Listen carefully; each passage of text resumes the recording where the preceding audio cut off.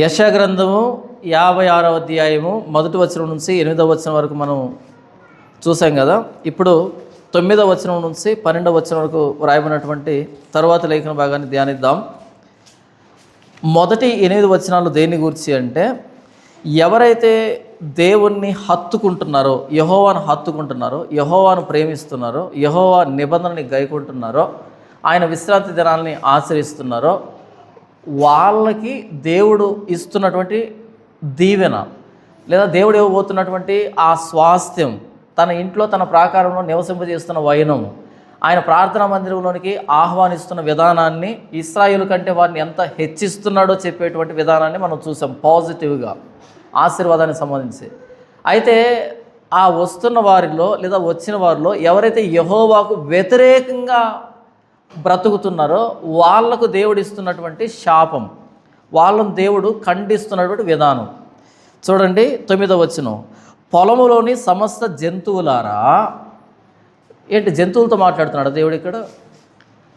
పొలములోని సమస్త జంతువులారా, అడవిలోని సమస్త మృగములారా భక్షించుటకు రండి అని పిలుస్తున్నాడు. దేవుడు జంతువులతో మాట్లాడుతున్నాడు ఇక్కడ.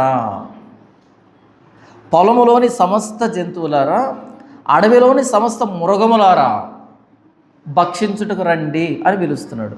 ఎవరిని పిలుస్తున్నాడు? నిజంగా మృగాలని, నిజంగా జంతువులను పిలుస్తున్నాడా, లేకపోతే ఇంకేమైనా మనకు తెలియని అర్థం అందులో వ్రాయబడిందా అంటే, దానియేలు గ్రంథం మీరు చూస్తే, దానియేలు గ్రంథంలో ఆయా రాజ్యాలని మృగములతో పోలుస్తాడు, క్రూర మృగాలతో పోలుస్తాడు. పొలములోని సమస్త జంతువులారా అని అన్నాడు కదా, అడవిలోని సమస్త మృగములారా భక్షించుటకు రండి అని ఎవరిని పిలుస్తున్నాడు అంటే, అష్షూరీయుల్ని, బబులోనీయుల్ని, యూదులను కానీ ఇశ్రాయేలీయులను కానీ భక్షించినటువంటి, హింసించినటువంటి, చీల్చుకు తిన్నటువంటి రాజ్యాలను పిలుస్తున్నాడు. ఎందుకు పిలుస్తున్నాడు?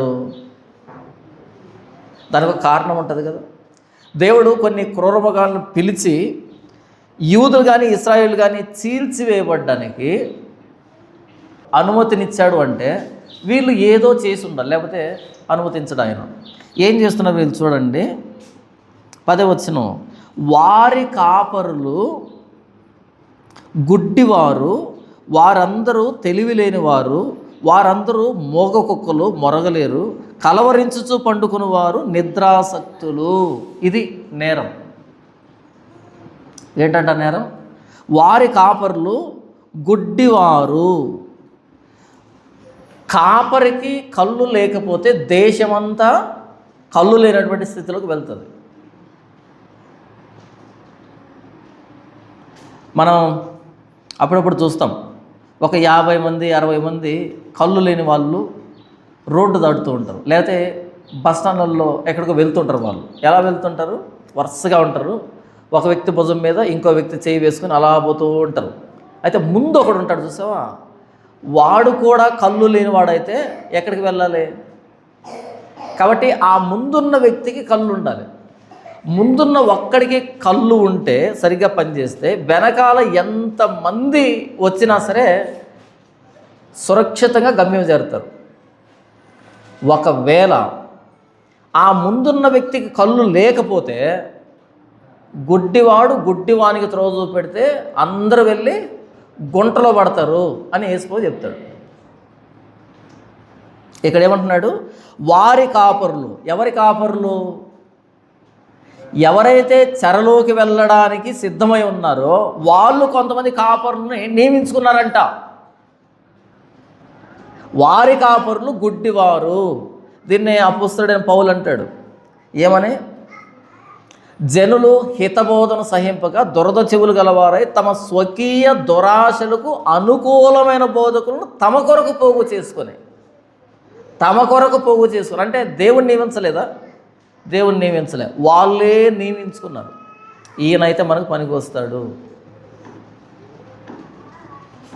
ఎక్కడేమంటున్నాడు?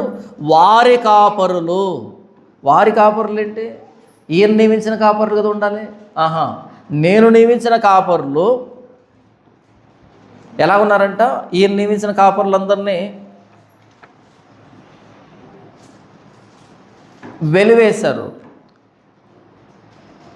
మనం ఇర్మియా గ్రంథం చూస్తాం. ఇర్మియా గ్రంథంలో సమాధానం లేని సమయమున సమాధానం అని చెప్పి నా జనులకున్న గాయాన్ని పైన బాగు చేస్తున్నారు అని అంటాడు.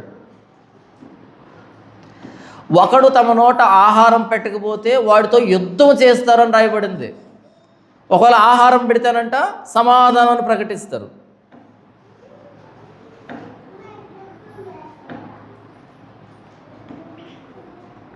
ఉదాహరణకి ఒక పాస్టర్ గారు మన ఇంటికి వచ్చారనుకో, ఆయనకి మంచి మటన్ బిర్యానీ వండి పెట్టి వెళ్ళేటప్పుడు 1000 రూపాయలు 2000 రూపాయలు చేతిలో పెట్టామనుకో, ప్రార్థన ఎలా చేస్తాడు?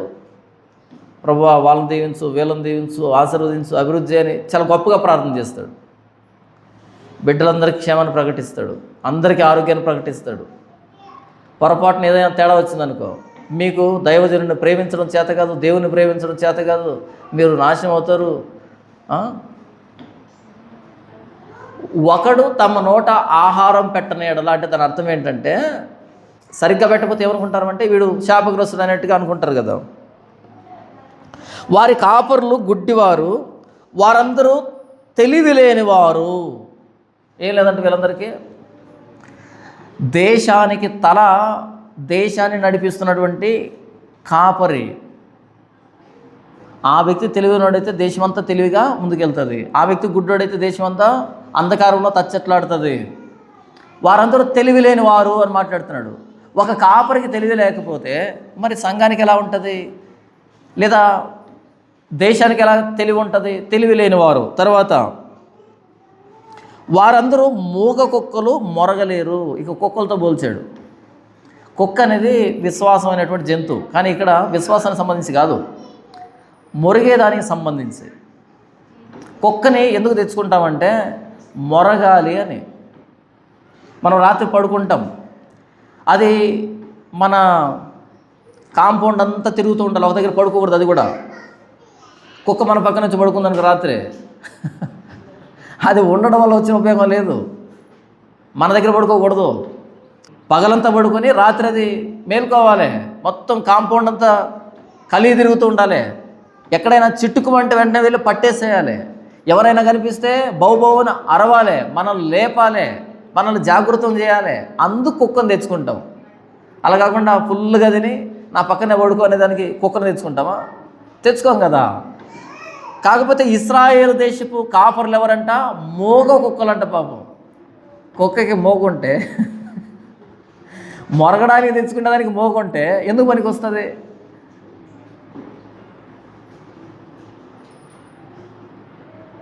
వారందరూ మూగ కుక్కలు మొరగలేరు. మొరిగేదాన్ని మరిగినాను కుక్కలు దేనికి?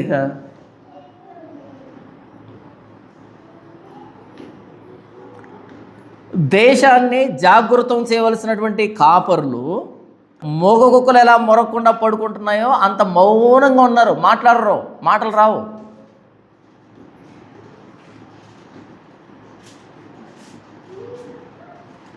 మన శరీరంలో చాలా అవయవాలు ఉన్నాయి. ఏ అవయవం ఆ పని చేయాలి. కన్ను ఏం చేయాలి? చూడాలి. చెవి ఏం చేయాలి? వినాలి. నోరు ఏం చేయాలి? మాట్లాడాలి. ఒకవేళ మిగతా వ్యక్తుల నోరు మాట్లాడకపోయినా పర్లేదు, కానీ ఒక కాపరి నోరు మాట్లాడుతూనే ఉండాలి, ప్రకటన చేస్తూనే ఉండాలి, జాగ్రత్త చేస్తూనే ఉండాలి, బోధిస్తూనే ఉండాలి.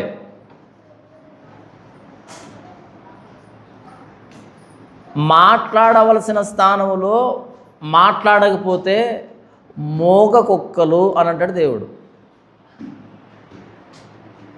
అవునా? వారందరూ మోగ కుక్కలు మొరగలేరు. ఈ మాట ఎంత దారుణంగా ఉంది.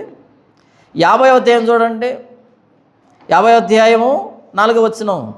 అలసిన వానిని మాటల చేత ఓరడించు జ్ఞానం నాకు కలుగునట్లు శిష్యునికి తగిన నోరు యెహోవా నాకు దయచేసి ఉన్నాడు. అలసిపోయిన వాడికి ఊరడించేటువంటి మాటలు చెప్పేటువంటి నోరు ఇచ్చాడంట యెహోవా. అలాగే ఎవరైతే దేశంలో ధర్మశాస్త్రానికి వ్యతిరేకంగా ఉన్నారో వాళ్ళని ఎదుర్కొనేటువంటి నోరు.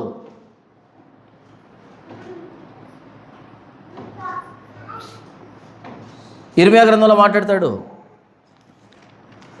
నా మాట అగ్ని వంటిది కాదా, బండను బద్దలు చేయు సుత్తి వంటిది కాదా. ఇర్మియా మాటలు ఏంటి అంటే అగ్ని వంటి మాటలు, బండను బద్దలు చేసేటువంటి సుత్తి వంటి మాటలు. అగ్ని ఎవరికి అవసరం? చూడండి 29వ వచనం, 23వ అధ్యాయం 29వ వచనం ఇర్మియా గ్రంథం. నా మాట అగ్ని వంటిది కాదా, బండను బద్దలు చేయి సుత్తి వంటిది కాదా. ఎవరైతే చెత్త లాంటి వ్యక్తులు ఉన్నారో వాళ్ళకి ఇర్మియా మాటలు అగ్ని లాంటి మాటలు. ఎవరైతే కఠిన హృదయాలు ఉన్నారో వాళ్ళకి ఇర్మియా మాటలు సుత్తె లాంటి మాటలు. ఎవరైతే అలసిపోయి ఉన్నారో వాళ్ళకి యెషయా మాటలు ఊరడించేటువంటి మాటలు, అలసిపోయిన వారిని ఊరడించే మాటలు. దేవుని మాట అలసిపోయిన వాడిని ఊరడించేటట్టుగా చేస్తుంది, కఠిన హృదయాల్ని పగలగొడుతుంది.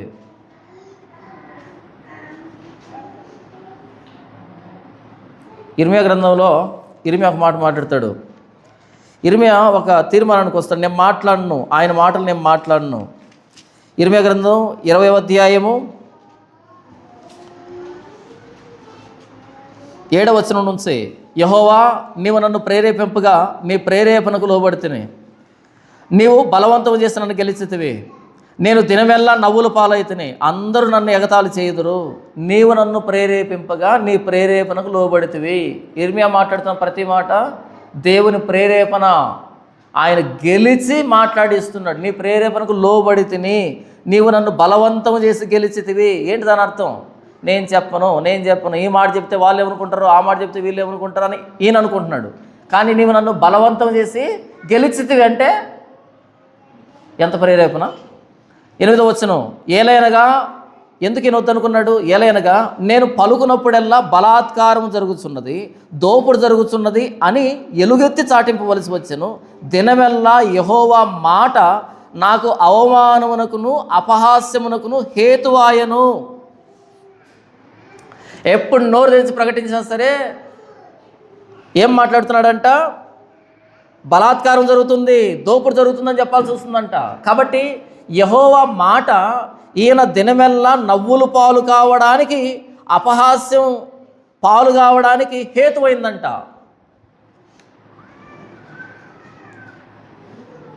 మీకు ఆ మాట అర్థమవుతుందా? దినమెల్లా అంటే రోజంతా, ప్రతిరోజు దినమెల్లా యెహోవా మాట నాకు అవమానమునకును అపహాస్యమునకును హేతువాయను. ఎప్పుడైనా చదివారు ఈ మాటని? దేవుడి మాటే ఇర్మియాకు అవమానాన్ని అపహాస్యాన్ని తీసుకుని వచ్చిందంట. అలా కూడా ఉంటుందా? అలాగే ఉంటుంది. ఎందుకని? ప్రపంచానికి దేవుడు ఎవరో తెలియదు. తెలియకపోతే దేవుని తిడతారా? దేవుని తిట్టగలరా? నేరుగా తిట్టలేరు. కనిపించేది ఎవరు? దేవుని ప్రతినిధి అయినటువంటి సేవకుడు కనపడతాడు, ఆయన తిడతారు బండబూతులు. అప్పుడు మనం ఏమనుకోవాలి? ఎందుకు ఈ సేవ అనుకోవాలన్నా? ఇది నా భాగ్యం అనుకోవాలి. యేసు ప్రభు అంటాడు చూడండి, యోహాను సువార్త 15వ అధ్యాయం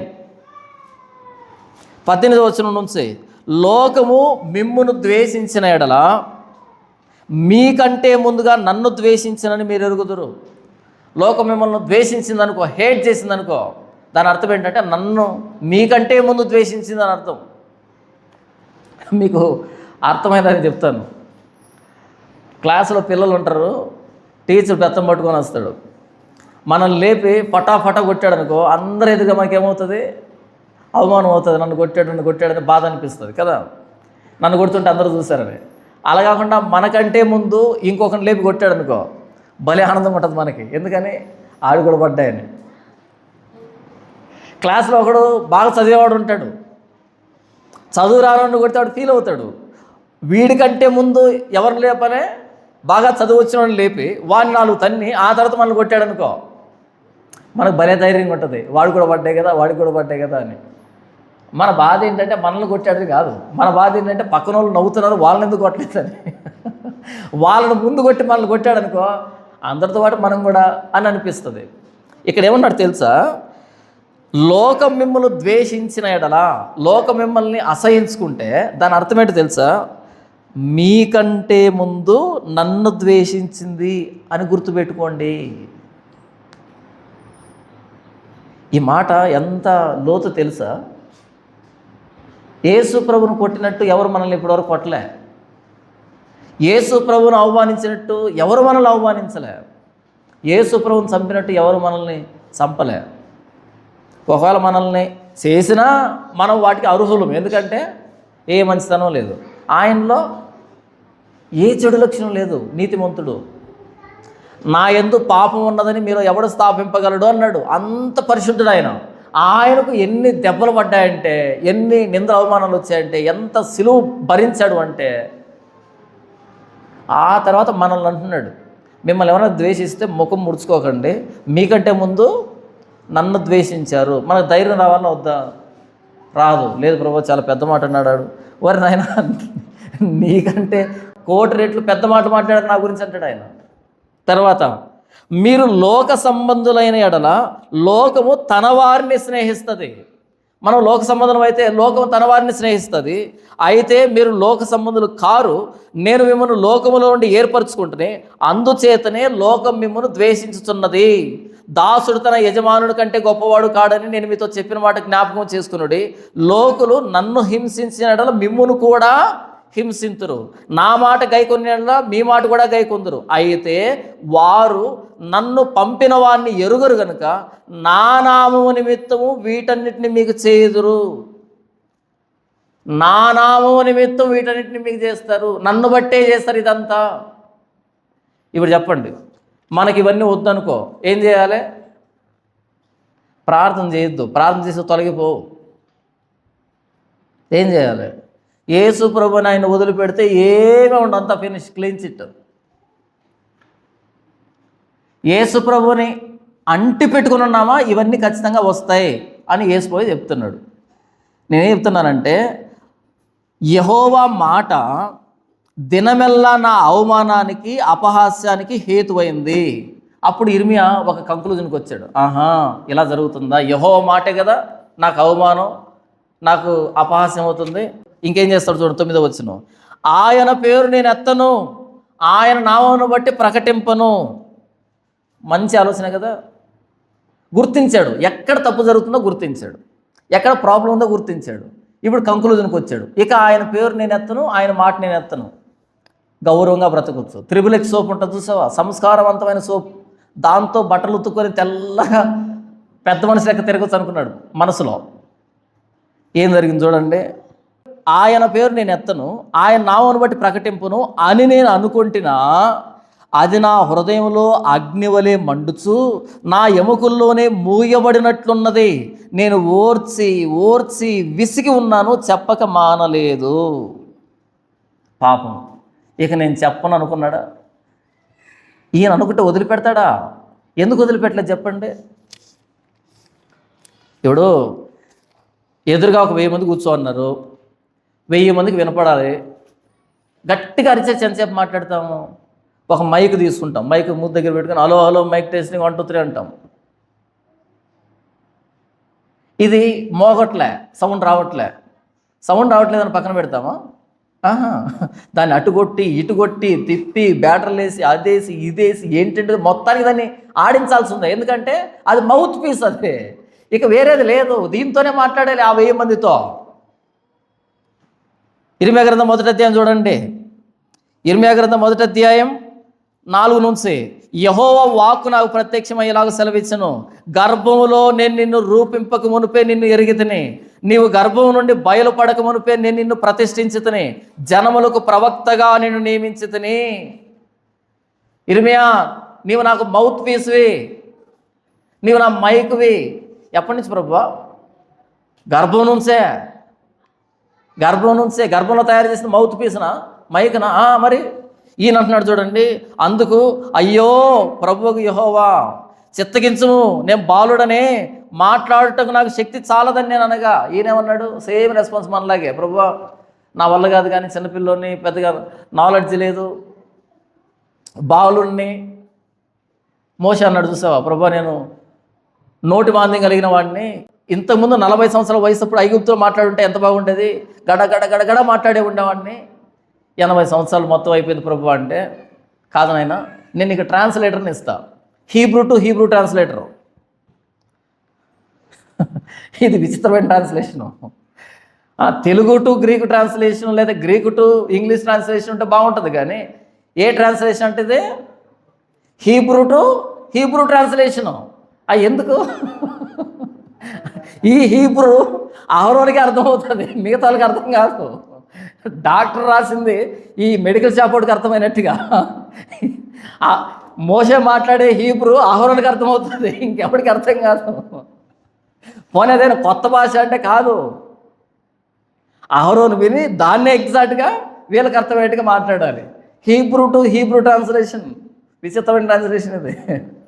ప్రభువా ఇంతకుముందు నన్ను పిలుచుంటే, 40 సంవత్సరాల వయసు పిలుచుంటే సకల విద్యలో ప్రావీణ్యం సంపాదించి గడ గడ గడ గడ మాట్లాడుతూ ఉండేవాడు ప్రభువా. ఇప్పుడు వయసు అయిపోయింది 80 సంవత్సరాలు, ఈ గొర్రెల్ని ఉష్షు ఉష్షు ఉష్షు అని ఉష్షు భాష వచ్చింది, కానీ మొత్తం అంతా పోయింది ప్రభువా. మా మందను వేసుకొని మొత్తం అంతా గొర్రెలు తోలుకున్నాడు, 40 సంవత్సరాలు గొర్రెలు అయిపోయాడు. చిన్న ఎక్స్పీరియన్స్ కాదు ఇది, మామూలు ఎక్స్పీరియన్స్ కాదు. గొర్రెలు తప్పేయలేదు ప్రపంచంలో, ఆయన ప్రపంచం నిండా గొర్రెలే. ఇప్పుడు వచ్చి అక్కడికి వెళ్ళి మాట్లాడమంటే మొత్తం పోయింది ప్రభువా అంటే, నువ్వు రానైనా నీకు ట్రాన్స్లేటర్ని ఇస్తాను. ఏమి లాంగ్వేజ్ ప్రభువా? Same language. తప్పించుకోవడానికి ప్రయత్నం చేశాడు. ఒక్కసారి ఆయన ఫిక్స్ అయిన తర్వాత తప్పించుకోలేము. మర్యాదగా వస్తే మర్యాదగా వస్తే ఆ గౌరవం దక్కుతుంది. తప్పించుకునే ప్రయత్నం చేసామనుకో, యోనాకేం జరిగింది?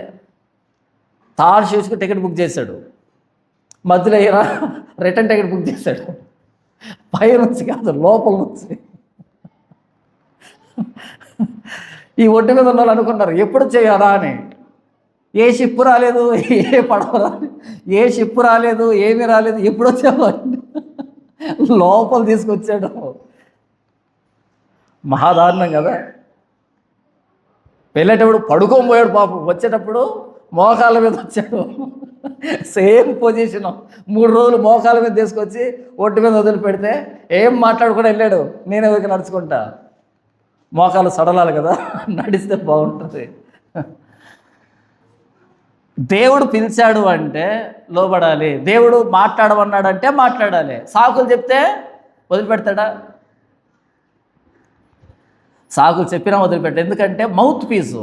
అదే హలో అనాలి, లేకపోతే ఆయన మాట్లాడలేడు. చూడండి, అందుకు నేను అయ్యో ప్రభువుకు యెహోవా చిత్తగించుము, నేను బాలుడనే మాట్లాడటకు నాకు శక్తి చాలదని నేను అనగా, యెహోవా నాకు ఇలాగ సెలవిచ్చెను, నేను బాలుడను అనవద్దు, నేను నిన్ను పంపువారు అందరి ఎద్దుకు నీవు పోవలను, నీకు ఆజ్ఞాపించిన సంగతులు అన్నీ చెప్పవలను, వారికి భయపడకము, నిన్ను విడిపించుటకు నేను నీకు తోడై ఉన్నాను, ఇదే యెహోవా వాక్కు. ఏం మాట్లాడుతున్నాడు ఆయన? నా మాటలన్నీ నీ నోట పెట్టాను, నేను చెప్పిన ప్రతిదీ చెప్పాలి, వాళ్ళకి భయపడొద్దు, నేను నిన్ను విడిపించడానికి సమర్థుని. అంటే అర్థం ఏమని? వాళ్ళు కేసు పెడతారు, నేను బెయిల్ ఇప్పిస్తాను, అది మ్యాటరు. నేను ఎక్కడ పంపిస్తాను అక్కడికి వెళ్ళాలి, ఏం చెప్తానో చెప్పాలి. ఎందుకు ప్రభువా? నీవు నా మౌత్ పీస్, నా మైకు నువ్వు, అంతే. ఇంతకేం చెప్తున్నా నేను?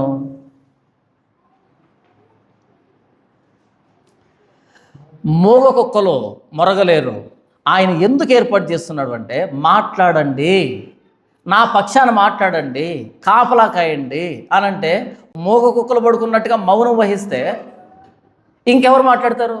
కుక్కే మౌనంగా ఉంటే ఇక ఏ జంతువు అరుస్తుంది? మనం చిన్నప్పుడు చదువుకున్నాం కదా, గాడిద కుక్క కథ తెలుసా మీకు? ఒక యజమాని అంట ఒక గాడిదని ఒక కుక్కను పెంచుకుంటున్నాడంట. గాడిదని ఎందుకు పెంచుకుంటున్నాడు? ఏమైనా బరువులు మోయడానికి. పగలంతా బరువులు మోయాలి, రాత్రిపూట పడుకొని నిద్రపోవాలి. కుక్క ఎందుకు? పగలంతా నిద్రపోయి రాత్రిపూట అరవాలి. ఒకరోజు దొంగపడ్డాడు. కుక్క ఏం చేస్తుంది? గుర్రు పెట్టి నిద్రపోతుంది. గాడి చూస్తుంది, అయ్యో యజమానికి నష్టం వస్తుంది, ఇదేమో నిద్రపోతుంది అని ఇది మొరిగింది. అని ఇది అరవడం స్టార్ట్ చేసింది, ఓనర్ పెట్టడం స్టార్ట్ చేసింది. అంతే, ఈయనకు మెలకు వచ్చింది, కట్టి తీసుకున్నాడు, బాది చంపేశాడు దాన్ని. రాత్రి విపరీతం కొట్టాడు. నిద్రపోతావంటే అరుస్తావా అని. తెల్లవారు చూస్తే ఇది చచ్చింది. విషయం ఏంటంటే దొంగబడినప్పుడు ఇది అరిచింది. వీడు నిద్ర పంచేట అనుకొని దీన్ని కూడా చంపేశాడు. మోరల్ ఆఫ్ ది స్టోరీ, కథ యొక్క సారాంశం ఏంటంటే, నీతి ఏంటంటే, కుక్క చేసే పని కుక్క చేయాలి, గాడిద చేసే పని గాడిద చేయాలి. ఒకవేళ ఈ గాడిద కనుక మౌనంగా పడుకున్నా సరే, తెల్లవారితర దొంగబడిని చూసి ఎవరిని కొట్టుండేవాడు? కుక్కను కొట్టుండేవాడు. కుక్కను కొట్టినట్టు కదా. దీన్ని ఏమన్నాడు? ఎందుకని? ఇది బరువులు మోయడానికే తప్ప దొంగ వచ్చినప్పుడు అరవడానికి కాదు. అతి ఉత్సాహం ప్రదర్శించి ఇది అరిచింది, దీన్ని కొట్టాడు. కుక్క చేసే పని కుక్క చేయాలి, గాడి చేసే పని గాడి చేయాలి.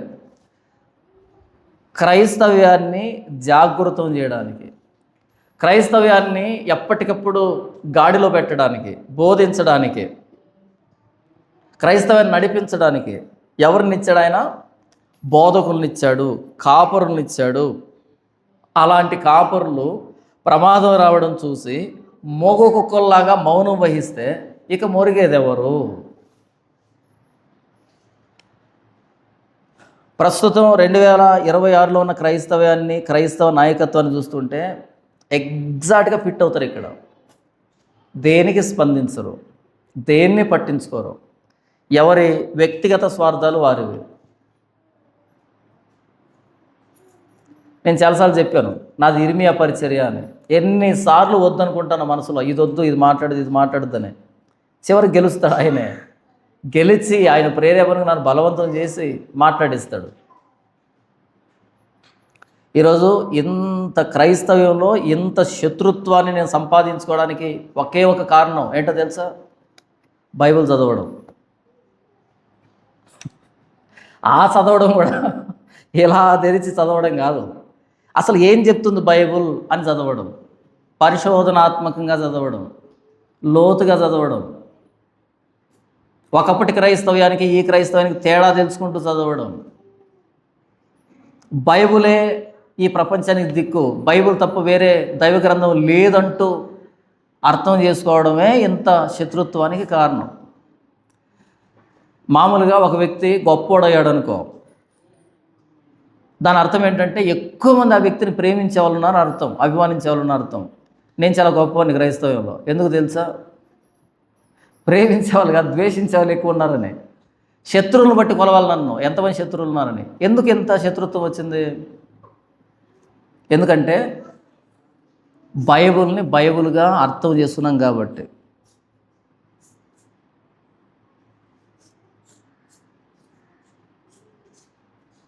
మోగ కుక్కలు అంటే మొరగవే, దేనికి స్పందించవు.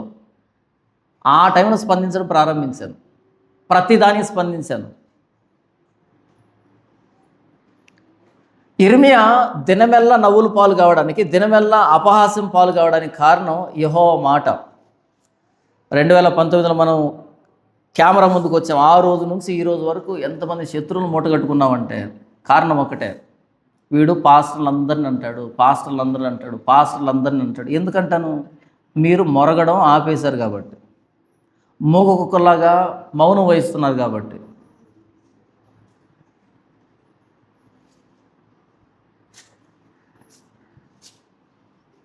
ఒక కాపరి అంటే చూడాలి. అక్కడ ఏమని రాస్తున్నాడు చూడండి, వారి కాపరులు గుడ్డివారు అంటే వాళ్ళు చూడాలి, చూస్తేనే దేశానికి స్పష్టంగా అర్థమవుతుంది భవిష్యత్తు ఏంటో. మీరు కళ్ళు మూసుకుని పోతే, గుడ్డి వాళ్ళు అవుతే సంఘానికి ఎలా స్పష్టత వస్తుంది భవిష్యత్తు పట్ల? చూడాలి కాపరి. సంఘంలోనికి ఏ కొత్త బోధలు ప్రవేశిస్తున్నాయి, ఏ వింత బోధలు ప్రవేశిస్తున్నాయి, ఎలా వాక్య వక్రీకరణ సిద్ధాంతాలు లోపలికి వస్తున్నాయి, క్రైస్తవానికి పొంచి ఉన్న ప్రమాదం ఏంటి చూడాలి. చూడకపోతే గుడ్డి కాపరి అవుతాడు. వారందరూ తెలివిలేని వారు, నిజంగానే లేఖనాల పట్ల అవగాహన లేని క్రైస్తవులు, క్రైస్తవ నాయకులు చాలామంది తెలీదు. 100 మంది పాస్టర్లను తీసుకొని, మీ ఇష్టం ఎవరినైనా తీసుకోండి, 100 మంది పాస్టర్లను తీసుకొని వరుసగా పేర్లు రాయండి లెఫ్ట్ సైడ్. ఓకే, పైన రైట్ సైడ్ ఏం చేస్తారు? వాళ్ళ క్వాలిఫికేషన్ అండి పైన. ఓకే, బైబిల్ క్వాలిఫికేషన్ రాయండి. వాళ్ళు వాక్యానికి ఎంత సమాంతరం కట్టుబడి ప్రసంగం చేస్తారో రాయండి. ఒక కాపరికి ఉండవలసిన అర్హతలు రాయండి. అక్కడ ఎక్కడ మ్యాచ్ అవ్వదు, ఎక్కడ సెట్ అవ్వదు. ఏదో జస్ట్ దేవుడు పిలిచాడని వస్తారు, సేవ ప్రారంభిస్తారు, అలా కొనసాగుతూ వెళ్ళిపోతుంటారు తప్ప నిజంగా తెలివి కలిగిన ప్రసంగాలు,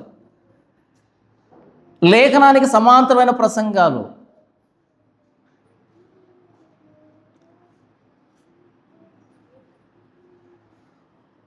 వారందరూ తెలివి లేని వారు, వారందరూ మోగ కుక్కలు మొరగలేరు, కలవరించుచు పండుకుని వారు నిద్రాసక్తులు. ఎక్కువసేపు ఏం చేస్తారంట? నిద్రపోతారంట. ఎక్కువసేపు ఏం చేస్తారంట? నిద్రపోతారంట. దానికి వాళ్ళు ఏమైనా పేరు పెట్టుకుంటారు తెలుసా? ప్రార్థనలో ఉన్నాడు అయ్యగారు అని. ప్రార్థన అనేది మనకి దేవుడి నుంచి ఒకటి అడగాలి, ఒక అవసరత ఉంది అనేటప్పుడు చేసుకుంటారు. అంతేనా? దేవుని దగ్గర నుంచి ఒకటి కావాలి నాకు, దానికోసం ప్రార్థన కదా. అంతసేపు ఏమని ప్రార్థన చేస్తారు? నాకు నిజంగా డౌట్ ఇప్పటికే. ఒక్కొక్కరు 3 గంటలు 4 గంటలు ప్రార్థన చేస్తారంట. నా ప్రశ్న ఏంటంటే, ఏం చేస్తున్నారు అంతసేపు? అంతసేపు ఏం మాట్లాడతారు? ఒక ఆచారంగా, మొక్కుబడిగా, ఒక పద్ధతిగా దాన్ని అలవాటు చేస్తున్నారు తప్ప నిజంగా మనస్ఫూర్తిగా నిజాయితీగా మీరు దేవునితో మాట్లాడటం లేదు. అలా ఎక్కువసేపు ప్రార్థన చేస్తే ఏం చేస్తారంటే ప్రార్థనలో నిద్రపోతారు. మేలుకొని చేయరు, నిద్రపోతారు ప్రార్థనలో ఎక్కువసేపు. ఆదివారం నుంచి మరలా ఆదివారం వచ్చేటప్పటికి ఈ మధ్యలో 6 రోజులు ఎంత అద్భుతంగా ఒక ప్రసంగాన్ని సిద్ధపడచ్చా లేదా? ఆదివారం వచ్చిందంటే ప్రసంగం దద్దరిల్లిపోవాలి కదా, అద్భుతంగా చెప్పాలి కదా. చెప్పరు, మరలా ఓకదంపుడు ప్రసంగాలు చేస్తారు. ఈ మిగతా మధ్య రోజుల్లో ఏం చేశారు? నిద్రపోవడం తప్ప. కలవరించుచు పండుకున్న వారు నిద్రాసక్తులు. 98% మంది నిద్రాసక్తులే.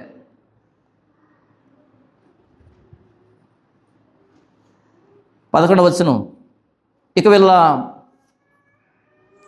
బిహేవియర్ ఎలాగుంటుందంటే, వీళ్ళు దేనికోసం పరిచయం చేస్తారు అంటే, కుక్కలు తిండికి ఆతురపడును, ఎంత తినినను వాటికి తృప్తి లేదు, ఈ కాపరులు అట్టివారే, వారు దేనిని వివేచింపజాలరు, వారందరూ తమకు ఇష్టమైన మార్గాన పోవదురు, ఒకడును తప్పకుండా అందరూ స్వప్రయోజనమే విచారించుకుందరు. పైన ఏమన్నాడు అంటే మూగ కుక్కలు అని మాట్లాడాడు. ఇక్కడేమన్నాడు తెలుసా? మళ్ళీ కుక్కలతో పోలుస్తూ తిండి విషయంలో వీళ్ళు అస్సలు వెనక్కి వెళ్ళరంట. మొరిగే విషయంలో మౌనం వహిస్తున్నారు, మొరగట్లేదు. కానీ తిండి విషయంలో కుక్కలు తిండికి ఆతురపడును, ఎంత తినినను వాటికి తృప్తి లేదు. తృప్తి లేనటువంటి అత్యాశ కలిగినటువంటి కుక్కలతో పోలుస్తున్నాడు. అక్కడ మొరగలేని కుక్కలు, ఇక్కడ తిండికి కక్కుర్తి పడేటువంటి కుక్కలు.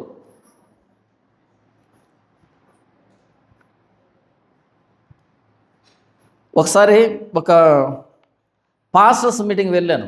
దాదాపు 200 మంది పాస్టర్లు వచ్చారు అక్కడికి. 200 మంది పాస్టర్లు వచ్చారు. ఒక పెద్ద పాస్టర్ ఒక ఆయన వచ్చాడు. 200 మంది పాస్టర్లు కూర్చున్నారు. వాళ్ళందరికీ ఉపన్యాసం ఇచ్చాడు, ప్రసంగం చేశాడు. ఆ ప్రసంగం ఎలాగుంటుందంటే నా చిన్నతనంలో మా చిన్నాన్న కోళ్ళు ఉంటాయి కదా ఇంట్లో, ఒక కోడిని పట్టుకొని దాని రెక్కలో ఉన్న ఈకను ఒకదాన్ని ఇలా పీక్కొని ఈకలన్నీ పీకి చివరిలో 4 ఈకలు పెట్టుకొని ఇలా తిప్పుకుంటూ ఉండేవాడు. పల్లెటూరులో ఏం చేస్తారంటే ఈరబడిసి ఉండవు కదా వాళ్ళకి, కోడి ఈకను తీసుకొని చేలో అంటుంటాడు కదా, ఎగ్జాక్ట్గా అలా ప్రసంగం చేశాడు. చెవిలో ఈక పెట్టుకొని తిప్పుకున్నంత దరిద్రంగా చేశాడు ప్రసంగాన్ని. ఏం చెప్పాడు మరి, మొత్తానికి చెప్పాడు. ప్రసంగం అయిపోయింది. ప్రసంగం అయిపోయిన తర్వాత ఏదో ప్రార్థన ఏదో ఉంటుంది, ఒకటి ఫార్మాలిటీ, అదొక సిస్టమ్ అనమాట. ముందు ఇది చేయాలి, తర్వాత ఇది చేయాలి, తర్వాత ఇది చేయాలి, ఒక ఫార్మాట్ అనమాట. ఆ ఫార్మాట్లో లాస్ట్ ఏదో ఒక కార్యక్రమం అనమాట. ఆ కార్యక్రమంలో ఒక ఆయన వచ్చాడు. ఆయన ఏం చేశాడంటే ఒక బాక్స్ నిండా ఈ తెల్లటి కవర్లు ఉంటాయి చూసారా, ఎనవలపు కవర్లు ఉంటాయి, ఇన్లాండ్ కవర్లు అంటారు చూసారా, అలా తెల్ల కవర్లు ఉంటాయి. ఆ తెల్ల కవర్లో ఒక్కొక్క దాంట్లో 500, 1000 పెట్టి ఒక బాక్స్లో తీసుకొచ్చి ఒక్కొక్క సేవకుడికి పంచుకుంటూ వస్తున్నాడు. ఇలా మొత్తం అంతా డబ్బు పంచే కార్యక్రమం అయిపోయిన తర్వాత ఒక చిన్న ప్రార్థన చేసి వదిలిపెడితే భోజనాలకి అంతవరకు అందరూ పద్ధతిగా కూర్చున్నారు, వైట్ అండ్ వైట్ వేసి కూర్చున్నారు, ఎంత భక్తిపరులుగా ఉన్నారో. ఎప్పుడైతే భోజనానికి వదిలిపెట్టాడో వీళ్ళు జీవితంలో భోజనాన్ని ఫస్ట్ టైం తింటున్నారేమో, ఇంతకుముందు వీళ్ళు భోజనాన్ని చూడలేదేమో, భోజనం అంటే తెలియదేమో పాపం అనే అనుమానం కలిగేటట్టుగా. భోజనం ఎలా తినాలి? నీకు ఎంత ఆకలైనా సరే ఏం చేస్తారంటే మీరు ఈసారి భోజన విషయంలో నా సలహా పాటించండి. నీకు ఎంత ఆకలైనా సరే ఫస్ట్ అక్కడికి వెళ్ళి ఒక్క స్పూన్ నిండా పెట్టించుకో. స్పూన్ అంటే ఇది కాదు, ఈ పెద్ద కంచం ఉంటుంది, ఏమంటారు దాన్ని, ఆ చేగంట అంటారా చూసారా, కంచం ఆ చేగంటతో ఒక్కటి పెట్టించుకోండి, అంత పడుతుంది. అంత కూర వేయించుకోండి, దూరంగా వెళ్ళి దాన్ని తినండి ఫస్ట్, ఓకే. మళ్ళీ రండి ఖాళీ ప్లేట్తో ఇంకొక గరిటె వేయించుకోండి, మళ్ళీ తినండి.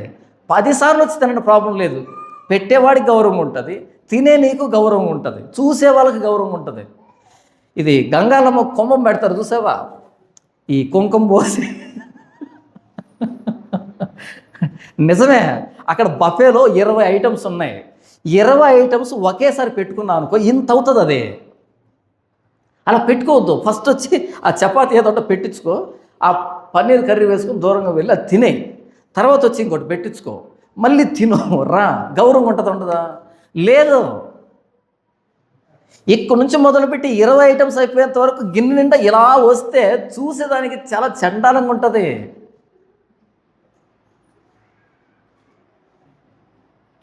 అలా తిండిని తినకూడదు. ఫస్ట్ ఎంతగాలో పెట్టించుకొని దాన్ని తిన్న తర్వాత ఇంకొంచెం పెట్టించుకోవాలి, అది తిన్న తర్వాత మరలా పెట్టించుకోవాలి. పెట్టేవాడికి మర్యాద ఉంటుంది, తినే నీకు గౌరవం ఉంటుంది. ఇంతసేపు పాస్టర్స్ మీటింగ్లో పెద్ద పెద్ద మాట్లాడుకొని బయటకు వచ్చిన తర్వాత ఆ రాజస్థాన్లో కరువు వస్తుంది చూసావా, ఆ కరువు నుంచి ఇక్కడికి వస్తారు, మనకు ఏపీకి వస్తారు, కరువులో నుంచి తప్పించుకొని. ఆ కరువు తిండి తినకూడదు. ఇదేం పోయే కాలం. ఎగబడి ఇంకొక పీస్ అయ్యి స్థలం లేదరా అంటే పెట్టు, దీని మీద పెట్టు అంటుంటారు, దీని మీద పెట్టు ఆ స్థలం లేకుండా. అది మనిషి లక్షణం కాదు, కుక్క లక్షణం. మా జేజన నాతో ఒక మాట చెప్పాడు, ఒరే నువ్వు తిండి ఎలా తినాలంటే ఇక 2 పెడసలు తింటే కడుపు నిండుతుంది అనే దగ్గర ఆపేసాయని చెప్పాడు మా జేజన అన్న. ఇప్పటికీ అలాగే తింటాను నేను భోజనం చేసేది చూస్తే మీకు తెలుస్తుంది. ఆకలి ఉంటుంది నిజంగానే, తినడం పూర్తిగా. ఆ మాట పడింది లోపల. ఆ రోజు నుంచి ఈ రోజు వరకు పూర్తిగా తిన్నాను అన్న నేను అది 2 సందర్భాలు 3 సందర్భాలు తిన్నాను. అది కూడా ఎవరితోనో మాటలు పెట్టుకొని ఆ మాటల్లో మింగేశాను. తినను, ఎందుకో తెలియదు, కొంచెం గ్యాప్ ఉండాలి. ఇంత తింటారు, ఎందుకు తింటారు? అది మనిషి లక్షణం కాదు. నీవు తిండిపోతువైతే నీ గొంతుకు కత్తి పెట్టుకో అంటాడు. తినకూడదు అలా. కుక్కలు తిండికి ఆతురపడును. పాస్టర్స్ మీటింగ్లో భోజనం సెషన్ వచ్చినప్పుడు చూడండి, ఎగ్జాక్ట్గా వచ్చిన మీకు కంటికి కట్టినట్టుగా కనిపించకపోతే నాకు ఫోన్ చేయండి, నిజమేనన్నా మీరు చెప్పింది అంటారు. ఒక ఆయన వచ్చాడు, ముందు ఆయన కంటే కొంచెం పొట్టిగా ఉన్నాడు పాస్టర్, ఆయన పెట్టించుకుంటా ఉన్నాడు. ఇంకొంచెం పొడుగ్గా ఉండే పాస్టర్ వచ్చాడు, ముందు పెట్టించుకున్నాడు. ఈయనకంటే ముందు ఈయన కూర వేయించుకోవడానికి ఇలా పెట్టండి నెత్తి మీద, ఇలా వేయని. ఆ ఎక్కువబడి కారి ఈ వ్యక్తిని తీసుకుని ఇలా కారిపోతుంది. ఈయన పక్కకి వెళ్ళిన తర్వాత కూర వేయించుకోవచ్చు కదా, ఈయన పొట్టుకున్నాడు కదా, ఇలా పెట్టి వెయ్యి అంటే ఆయన ఇలా వేస్తే అక్కడి నుంచి ఈయన ఎత్తి మీద పడి ఇలా కిందికి జారుతా ఉంది. అంతే, ఈయన సంకలో ఉన్న సంచి తీసి పక్కన పెట్టి వేసుకున్నాడు ఈయన మీదకి గొడవ. ఇద్దరు చుట్టూ పట్టుకొని కొట్టుకున్నారు. అయిపోయిందిలే పాస్టర్స్ మీటింగ్ కాస్త పాస్టర్స్ ఫైటింగ్ అయింది అక్కడ. దేనికోసం ఫైటింగ్? సిద్ధాంతం కోసం కదా, మరలా కూర కోసం. జోక్ చెప్పలే, సీరియస్గా చెప్తున్నాను. కుక్కలు తిండికి ఆతురపడును, ఎంత తినినను వాటికి తృప్తి లేదు. తిండికి ఆతురపడడం తప్పు కాదు, ఆకలి అయితే కొంచెం గబగబా వెళ్ళి పెట్టుకొని తినచ్చు, తప్పు లేదు. కానీ తృప్తి అనే ఒకటి ఉంటుంది, తృప్తి అనేది ఒకటి ఉంటుంది. దానికి మించి తిన్నావు అనుకో మనిషివి కాదు, కుక్కవు అవుతావు. మనం నీళ్ళు తాగుతూ ఉంటాం, ఇలా తాగుతూ ఉంటే ఒకనొక టైంలో ఇక చాలు అని దించుతాము. ఎందుకు దించుతాము? ఎందుకని అలా తాగుతూనే ఉండము? ఎందుకు అంటే ఈ గొంతులో రిసెప్టార్స్ ఉంటాయి. ఈ రిసెప్టార్స్ ఏం చేస్తాయంటే ఆ రిసెప్టార్ మీద నీళ్లు పోతుంటాయి కదా, ఎన్ని పోతే కడుపుకి చాలు అనేటువంటి సిగ్నల్ బ్రెయిన్కి ఇస్తాయి, ఇక చాలు అని. అప్పుడు బ్రెయిన్ ఇక దించరా అంటుంది, కడుపు నిండింది అంటాం. ఒకవేళ రిసెప్టార్స్ పని చేయలేదనుకో పోస్తూనే ఉంటాం, ఇలా వస్తున్నా సరే పోస్తూనే ఉంటాం, తెలియదు. తింటూ ఉన్నప్పుడు ఇక చాలు అంటాం కదా, ఎందుకంటే రిసెప్టార్స్ చెప్తాయి ఇంతవరకు నేను పట్టగలను, ఇక నేను వర్క్ చేయలేను, ఆపేసాయని. అప్పుడు పెడుతున్నా సరే వద్దంటాం. అది లేకపోతే ఎంతవరకు తినాలి? తృప్తి అనేది దేవుడు మన శరీరంలో ఇచ్చాడు. ఇంత తాగు, ఇంత తిను, అంతే తృప్తి. ఇంతసేపు నిద్రపో, ఆ తర్వాత నిద్ర పట్టదు. తృప్తి లేకుండా తిన్నాం, తృప్తి లేకుండా తాగుతున్నాం అంటే కుక్క లక్షణం అది. అందుకే కుక్క తిని తిని తిని కక్కి మరల తింటది. తృప్తి అవసరం. ఈరోజు పాస్టర్లు ఎంత సంపాదించినా ఇంకా ఏం అడుగుతుంటారు? ఇవ్వండి ఇవ్వండి ఇవ్వండి అని అడుగుతుంటారు. సరే సంపాదించారు, చాలా ఉంది కదా, ఇప్పుడైనా బైబిల్ స్టార్ట్ చేయండి, చేయరు. ఎందుకని? డబ్బు అనేది సముద్రపు నీళ్ళ లాంటిదంట. ఒక దైవజనుడు చెప్తాడు, డబ్బు అనేది సముద్రపు నీళ్ళ లాంటిదంట. ఎన్ని సముద్రపు నీళ్ళు తాగితే అంత దప్పిక ఎక్కువ అవుతుంది, దప్పిక తీరదు. సామెతలో ఒక మాట రాయబడుతుంది, జలగకు 2 కుమార్తెలు కలరు. ఒక కుమార్తె పేరు ఏం పేరు? ఇమ్ము. ఇంకో కుమార్తె పేరు ఏం పేరు? ఇమ్ము. ఇమ్ము ఇమ్ము అనే 2 కుమార్తెలు ఉన్నారంట జలక్కి. అంటే నోటితోనూ పీకుతుంది రక్తాన్ని, తోకతోనూ పీకుతుంది, 2 వైపుల నుంచే పీకుతుంది, 2 వైపుల నుంచి రక్తాన్ని లాగుతుంది. దానికి ఏ జంతువు దొరికినా సరే ఇంతలా ఊగుతుంది అంటది, అది పీకి పీకి పీకి పగిలిపోయేంతగా ఊగుతుందంట. ఈరోజు క్రైస్తవ్యంలో కాపరులుగా ఉన్న వ్యక్తులు జలగకు ఏమాత్రం తీసిపోకుండా తయారయ్యారు. చిన్న లేదు పెద్ద లేదు. డబ్బును గూర్చిన ప్రస్తావన లేకుండా ప్రసంగమే లేదు. యేసు ప్రభు గురించి వాక్యాన్ని చెప్పి వదిలిపెట్టిన సందర్భమే లేదు. చర్చిలో ఆదివారం కానుక పట్టారంటే అర్థం ఉంది. బయట మీటింగ్ పెట్టి బయట ఎందుకు కానుకలు పడుతున్నాం? మహాసభలు పెట్టి అక్కడెందుకు కానుకలు పడుతున్నాం? ఎప్పటి నుంచో చెప్తాం, మరొకసారి చెప్తా వినండి. ఆదివారం చర్చిలో వచ్చిన విశ్వాసుల దగ్గర కానుక పట్టచ్చు, అది బైబిల్ ఇచ్చిన అధికారం. ఆదివారం విశ్వాసుల దగ్గర నుంచి చందా పోగు చేయొచ్చు, విశ్వాసుల దగ్గర నుంచి కానుక తీసుకోవచ్చు, ఆదివారం మాత్రమే, అవిశ్వాసుల దగ్గర నుంచి కాదు. బయట బహిరంగ సభలు పెడతామే, బయట కానుక పట్టకూడదు. యేసు ప్రభు బయట బహిరంగంగా సమావేశం పెట్టి వాళ్ళకు భోజనం పెట్టి పంపించాడు, విత్ నాన్ వెజ్, చేపలు, రొట్టె, నాన్ వెజ్ పెట్టి మరీ పంపించాడు వాళ్ళకి. రొట్టెలు చేపలు పెట్టి పంపించాడు. కానీ ఆయన కానుక పట్టలేదు. బయట సువార్త అంటారు దాన్ని, వచ్చిన వాళ్ళ దగ్గర తీసుకోకూడదు, మనం పెట్టి పంపించాలి, వాళ్ళకి బోధించాలి, పెట్టి పంపించాలి. ఈరోజు బయట బహిరంగ సభలు పెడతారు, బహిరంగ సభల్లో కానుక పడుతున్నారు, ఎందుకంటే ఎక్కువ మంది వస్తారు, ఎక్కువ డబ్బు వస్తుందని. తప్పు. మరి అలా పట్టకపోతే సభలు ఎలా పెట్టాలి? ఎవడు పెట్టమన్నాడు అంటున్నా. లేదని మేము సువార్త ప్రకటించడానికి. నిజంగా చెప్పు, 10 మంది అయినా కొత్త వాళ్ళు వస్తారా? బహిరంగ సభలకి 10 మంది అయినా కొత్త వాళ్ళు వస్తారా? రారు. ఎవరు వస్తారు మరి? ఆ చర్చి వాళ్ళు, ఆ చర్చి వాళ్ళు, ఆ చర్చి వాళ్ళు, ఈ చర్చి వాళ్ళు, అందరు కలిసి వస్తారు ఆ రోజు, అంతే కదా. కొత్త వాళ్ళు వస్తారా? నువ్వు పెట్టిన బహిరంగ సభ ఈ మిగతా చర్చి వాళ్ళ దగ్గర నుంచి డబ్బులు తీసుకోవడానికి తప్ప కొత్త వ్యక్తులు సువార్త చెప్పడానికి ఎప్పుడు? ఇంకొక మాట, నిజంగా చెప్పు, ఆ వేదిక మీద సువార్త ప్రకటించారా? తమాషాలు చేశారా? అంటే బహిరంగ సభలు పెట్టి తమాషాలు ప్రకటించి తమాషాలు చేసి ఉన్న ఆ కాస్తో కోస్తో పరువు కూడా తీసేయడమే తప్ప ఎప్పుడు సువార్త చెప్పారు? ఆ వేదిక మీద జోకులు వేశారు, నవ్వించారు, డ్యాన్సులు వేశారు, ఏంటంటో చేశారు. అది బహిరంగ సువార్త ఎందుకు అవుతుంది? బహిరంగ అవమానం అవుతుంది. కానీ క్రీస్తుకి బహిరంగ అవమానం, సువార్తకి బహిరంగ అవమానం అవుతుంది. కానీ సువార్త ఎందుకు అవుతుంది అది? కాబట్టి బయట మీటింగ్ పెట్టినప్పుడు కానుకలు పట్టకూడదు. మరి సభ ఎలా నిర్వహించాలి?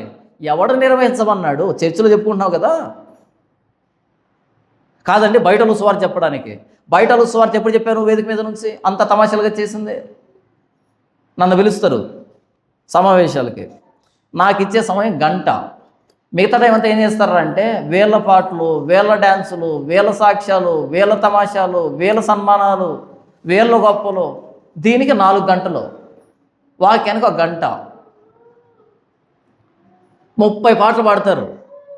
మీరు పాటలు పాడుకునేదానికి సమావేశం దేనికి? మీరు డ్యాన్సులు వేసుకునేదానికి సమావేశం దేనికి? మీరు గొప్పలు చెప్పుకునేదానికి సమావేశం దేనికి? వాక్యం ప్రకటించడానికి కదా. కాబట్టి బహిరంగ సభల్లో సువార్త చెప్పట్లేదు. కాబట్టి కానుక పట్టకండి. కానుక ఆదివారం మాత్రమే చర్చిలోనే పట్టాలి తప్ప బయట పట్టకూడదు. నేను ఎందుకు చెప్తున్నానంటే తృప్తి లేనటువంటి జీవితాలు, తృప్తి లేనటువంటి కాపరులు, తృప్తి లేని కాపరులు, ఈ కాపరులు అట్టివారే. వారు దేనిని వివేచింపచాలరు, వివేచన తక్కువ, ఆలోచించరు. క్రైస్తవానికి ఎంత డ్యామేజ్ జరుగుతుంది ఆలోచించరు. వాళ్ళ స్వార్థాన్ని మాత్రమే చూసుకుంటారు. వారందరూ తమకి ఇష్టమైన మార్గమును పోవుదురు. ఎవడి సిద్ధాంతం వాడిదే, ఎవడి ఇష్టం వాడిదే, ఎవడు ఏర్పరుచుకున్న దారి వాడిదే. ఒకడును తప్పకుండా అందరూ స్వప్రయోజనమే విచారించుకుందరు. ఎవరు ఏ దారిని ఎన్నుకున్నా సరే అందరి ఉద్దేశం ఒకటే, వారి స్వప్రయోజనం, వారి స్వప్రయోజనం. అపోస్తలుడైన పౌలు నాకు ఏమైపోయినా పర్లేదు, క్రీస్తు గణపరచబడాలి, క్రీస్తు ప్రకటించబడాలి అని ఆయన పరిచయం చేస్తే, ఈరోజు సేవకులు, కాపరులు ఉద్దేశం ఒకటే, ఏమైపోయినా పర్లేదు క్రీస్తుని అడ్డు పెట్టుకొని మనం సంపాదించాలి, మనం బాగుపడిపోవాలి. స్వప్రయోజనం. కాపరి స్వప్రయోజనాన్ని కాదు ఆలోచించాల్సింది, క్రీస్తు ప్రయోజనాన్ని, సంఘ ప్రయోజనాన్ని. క్రైస్తవ్యానికి నా వల్ల న్యాయం జరుగుతుందా అని ఆలోచించాలి, స్వప్రయోజనం కాదు. 12వ వచనం, వారు ఇట్లందరూ నేను ద్రాక్షారసం తెప్పించదును, మనం మద్యము నిండారులగునట్లు త్రాగుదాము రండి. నేడు జరిగినట్టు రేపు మరి లక్షణంగా జరుగును. దేశమంతా నాశనానికి సిద్ధపరచబడి చెరలోనికి వెళ్ళేదానికి సిద్ధమవుతూ ఉంటే ఈ కాపర్లు ఏమనుకుంటున్నారంట, నేను ద్రాక్షారసం తెప్పిస్తాను. పెద్ద పాస్టర్ అంటున్నాడు, నేను ద్రాక్షారసం తెప్పిస్తాను, మనం మద్యము నిండారులగునట్లు, కడుపు నిండారులగునట్లు త్రాగుదాం రండి. ఈరోజు తాగారు, నేడు జరిగినట్టు రేపు మరి లక్షణంగా జరుగుతుంది, తొందర ఏం లేదు.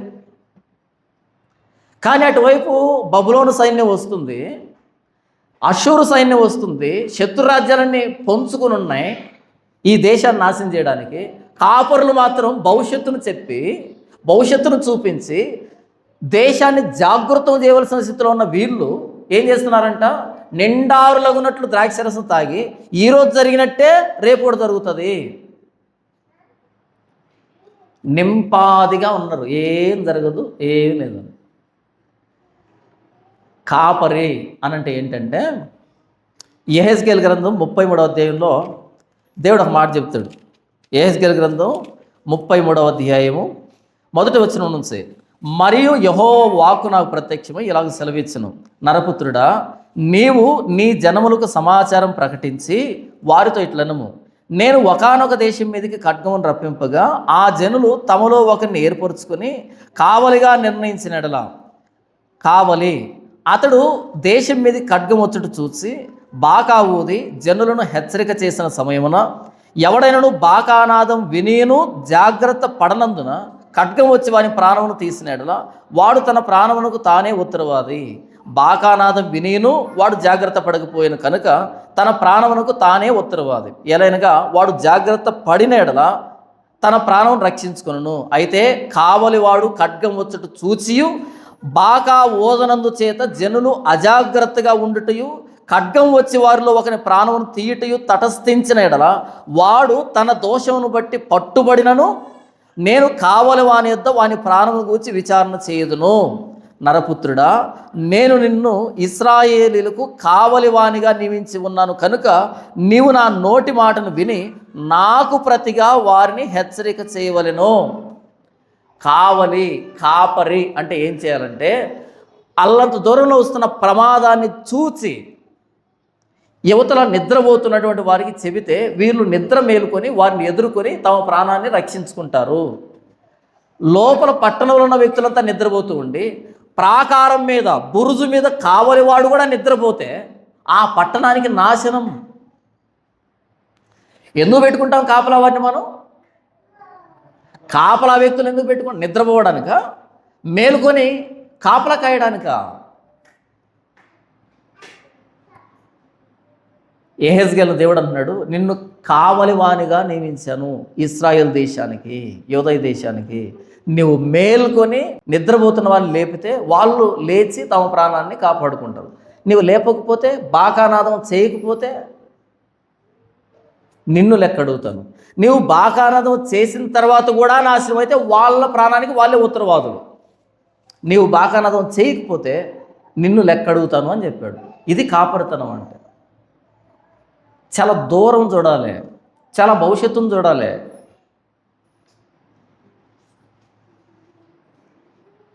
కాపరి, కాపలా కాచేవాడు. బైబిల్లో కొంతమంది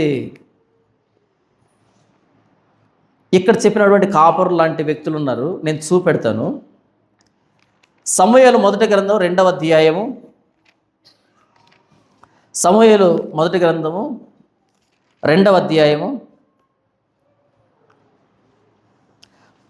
సమూయేలు మొదటి గ్రంథం 2వ అధ్యాయం 12వ వచనం నుంచి, ఏలీ కుమారులు యెహోవాను ఎరుగని వారై మిక్కిలి దుర్మార్గులై ఉండరి. జనుల విషయమై యాజకులు చేయించు వచ్చిన పని ఏమనగా, ఎవడైనా బలి పశువును వధించిన మీదట మాంసం ఉడుకుచుండగా యాజకుని పనివాడు 3 ముళ్ళు గల కొంకిని తీసుకుని వచ్చి బొరుసులో కానీ, తపేలలో కానీ, గోనలో కానీ, కొండలో కానీ అది గుచ్చినప్పుడు ఆ కొంకి చేత బయటకు వచ్చినదంతయు యాజకుడు తన కొరకు తీసుకునను. షిలోహునకు వచ్చు ఇశ్రాయేలందరికీ వీరు ఇలాగూ చేయిచు వచ్చిరి. ఇదిగాక వారు క్రొవ్వును దహింపక మునుపు యాజకుని పనివాడు వచ్చి బలి పశువును వధించు వానితో యాజకునికి వండించుటకై మాంసమేమో ఉడకబెట్టిన మాంసం అతడు నీ యొద్ద తీసుకున్నాడు, పచ్చి మాంసమే కావాలని చెప్పుచూ వచ్చును.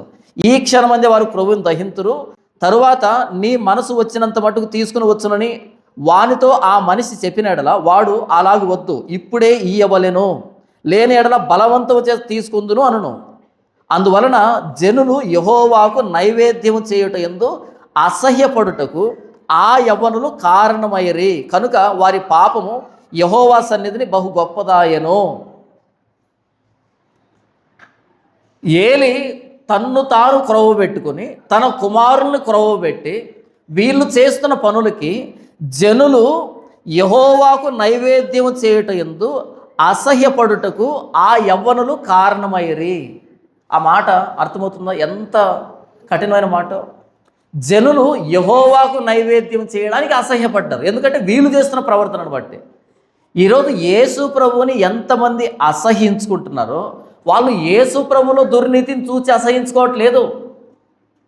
యేసు ప్రభులో ఏదో చెడు లక్షణం కనిపించి అసహించుకోవట్లేదు. క్రైస్తవాన్ని ద్వేషించట్లేదు, బైబిల్ని దూషించట్లేదు. ఎవరిని చూచి? పాస్టర్లు చేస్తున్నటువంటి పనులను చూచి క్రైస్తవ్యాన్ని, బైబిల్ని, యేసు ప్రభుని అసహించుకుంటున్నారు. నేను ఇంటర్వ్యూకి వెళ్తా కదా, వాళ్ళు ఆ ఇంటర్వ్యూలు అడుగుతారు, పలానా పాస్టర్ ఏంటి ఇలా చేస్తున్నాడు, పలానా పాస్టర్ ఏంటి అలా చేస్తున్నాడని.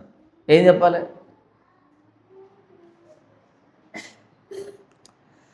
ఏలీ కుమారులు చేస్తున్నటువంటి ఆ పనిని బట్టి జనులు యెహోవాకు నైవేద్యం చేయడానికి అసహ్యపడ్డారంట. ఈరోజు 2026లో జరుగుతుంది అదే. ఇర్మియా గ్రంథం 6వ అధ్యాయం 13వ వచనం ఒకసారి చూడండి. ఇర్మియా గ్రంథం 6వ అధ్యాయం 13వ వచనం.